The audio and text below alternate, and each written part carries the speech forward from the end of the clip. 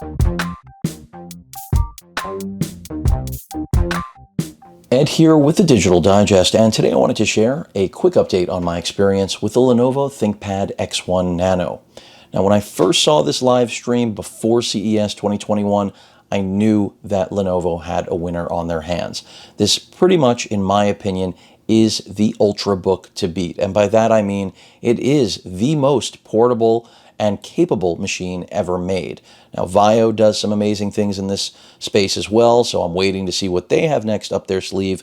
But at a starting price of $1,350 US, and of course you can spec this up all the way to over $2,000, this machine is right now, again, in my opinion, the best Ultrabook ever made. Let's start off by taking a look at its 2K resolution, 16 by 10 aspect ratio IPS display that has 450 nits of brightness. Dolby Vision certified. I have the brightness all the way up. So take a look and a listen. The speaker performance, by the way, also surprisingly good for a computer that's under 2 pounds.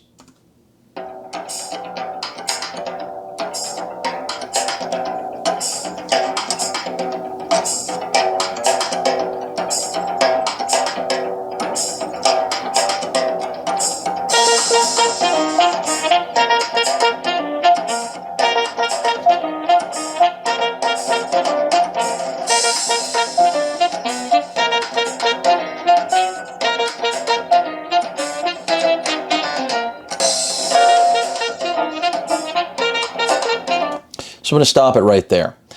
The display I think is fantastic, matte finish. If you want touchscreen capability, the top of the end or top of the line model does offer it, but you'll be spending $2,000. The build I have here has a Core i7 Tiger Lake processor. It's not the 1165 G7 you'll find in other machines I've been covering. In fact, most of the machines on the market, because remember, this is the smallest, lightest Ultrabook on the market, at least to my knowledge. And as a result, they went with a little bit of a lower voltage chip. At the $1,350 price point, you're going with an i5.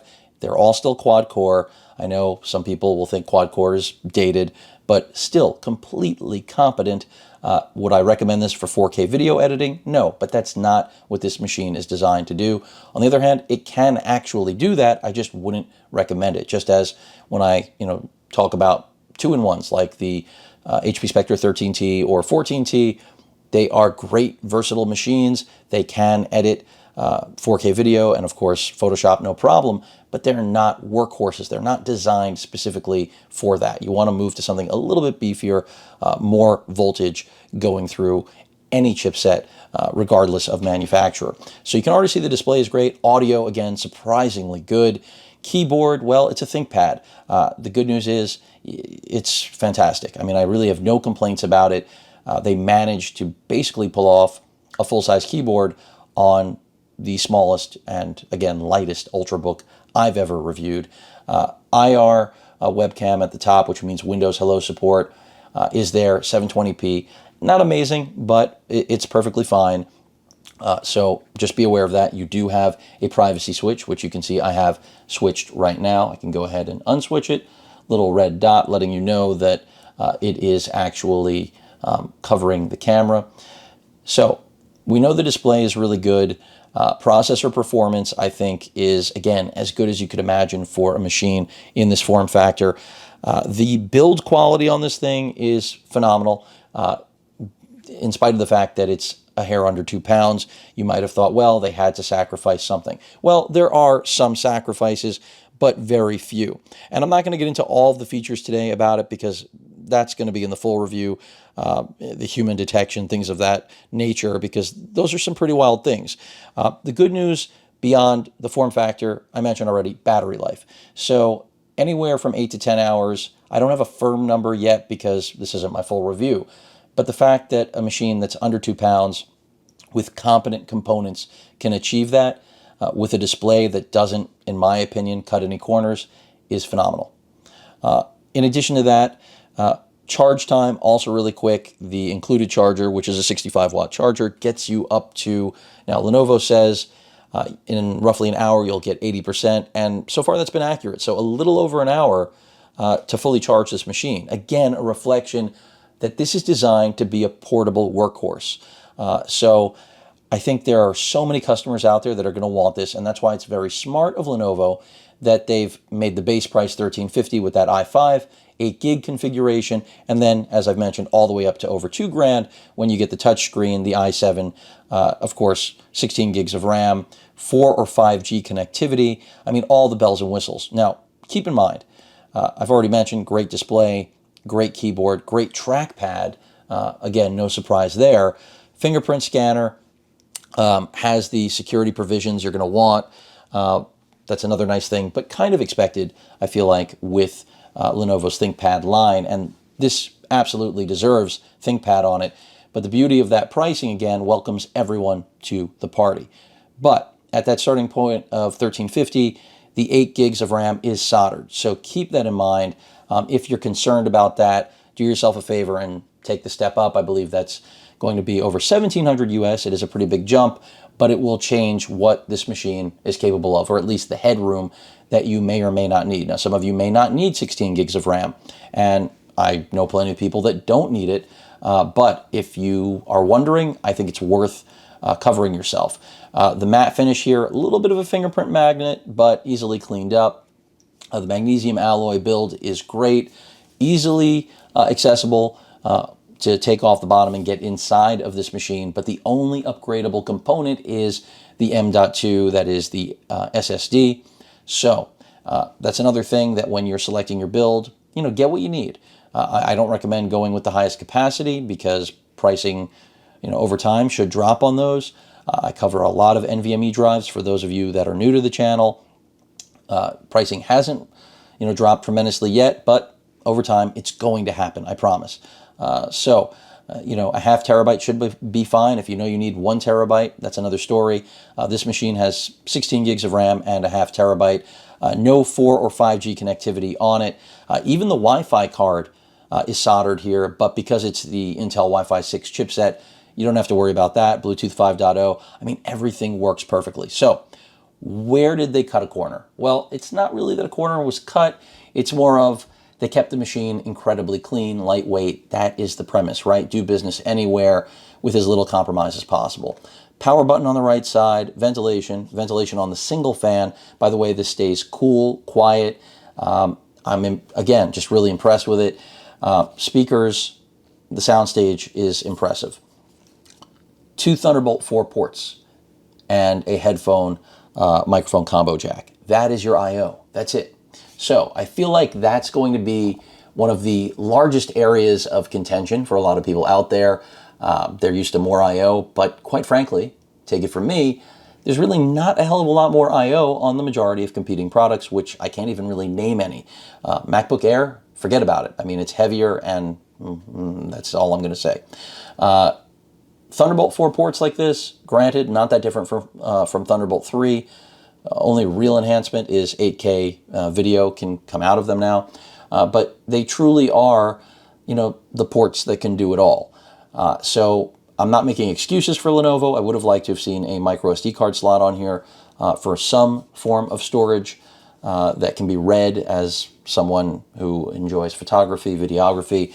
But again, that's not, I feel like, who this machine is designed for. It's designed for travelers and really a wide audience. It's not centric to one. So if you're wondering what these can do, they can do everything.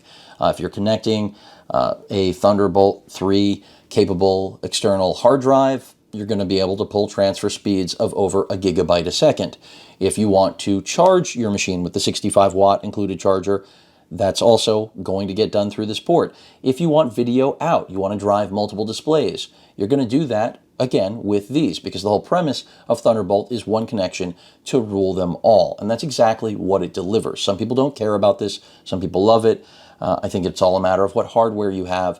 And that is why I can say that having 2 Thunderbolt 4 ports with full throughput really is an amazing thing on a machine that weighs 2 pounds. So if you think you can't get video out because you're seeing that and your monitor doesn't have a Type-C port on it, all you have to do is get from Amazon for $15, $20, make sure it's legitimate though, a cable that goes from Type-C to HDMI or DisplayPort, whatever your monitor supports, and you're in business.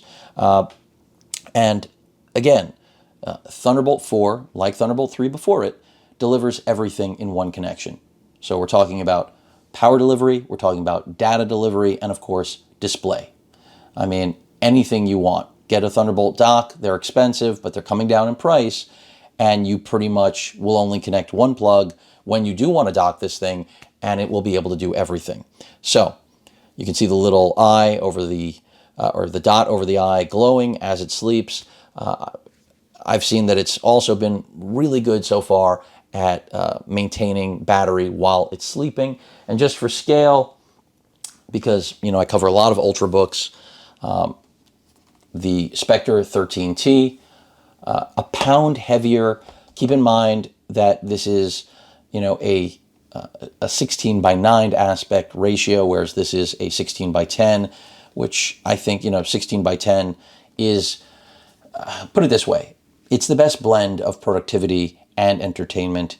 It's where things really started in flat panels when LCDs were first introduced, and eventually they went to 16:9, really for profitability and media consumption, since all content that you watch, at least at home, is formatted for 16:9. The I/O is a little bit more robust on something like the Spectre, but not that much more robust. You get a Type A port and a micro SD card slot. And this weighs a pound more and is, right in line with the pricing. The difference being that, of course, the Spectre is a 2-in-1. That's not what this machine is designed to be. Also, for those of you that are wondering, because there's always one of you, isn't there? And I'm not insulting you, I'm just acknowledging you, which you should be happy about. Can this be opened with one hand? So let's go ahead and try that. The answer is no. I mean, you see it immediately lifts up. It did fall down. The answer is quite simple. It's because this is such a light machine. But one nice thing is that this can be opened up all the way. It's not a 2-in-1, but that flexibility in the display movement is always nice to have. You never know when you're going to need it. Through the course of this video, I was able to utilize it, and I think it is to all of your benefit to actually see that. But again, machines in this class typically are roughly half a pound to a pound heavier. They make sacrifices. I can't really point to any on this other than the fact that, yes, the processor is getting a little bit less power, the Iris Xe graphics a little less power, which means you're not going to be gaming in full HD on this. Treat it more like, unfortunately, what we were dealing with in previous Intel integrated graphics prior to even Iris Plus. So you don't have those gains there, or here rather. But again, as a business machine, you're going to be hard-pressed to find a more pleasing display, keyboard, battery life, just everything coming together, and at an affordable price, again, if you don't feel you need the i7 and 16 gigs of RAM. I mean, $1,350 seems like an absolute bargain. I think it's perfect for students that are not going to be doing anything too intensive, perfect for mobile professionals when the pandemic is over, of course. Of course, there are still some that have to be mobile right now because, well, that's just the way things work, right? But Lenovo, I think, has knocked it out of the park. Again, this is not my full review. I'm sure there are some things I'm missing, or some, there are definitely more features I didn't get into. Like I said, the human detection, conditioning, all sorts of stuff, but build quality's top notch. Just remember, RAM is soldered, but when it comes to being the definition of an Ultrabook in 2021, the X1 Nano is it. Any questions or comments, please feel free to post them. Hit that like button, and as usual, please feel free to subscribe, and please stay safe. Later.